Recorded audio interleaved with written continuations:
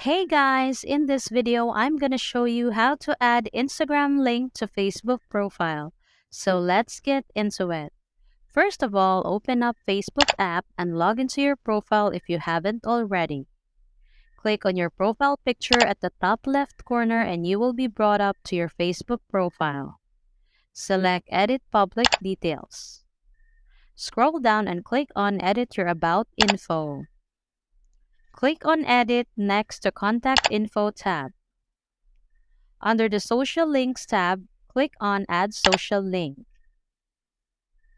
Here you will be able to select from various social media platforms. You can also add your Twitter, Snapchat, YouTube, or other profile.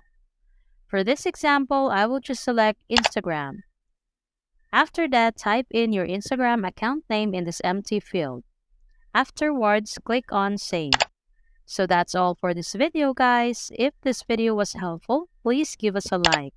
And don't forget to subscribe to our channel so you don't miss out our new uploads. Thanks for watching and I will see you in the next one.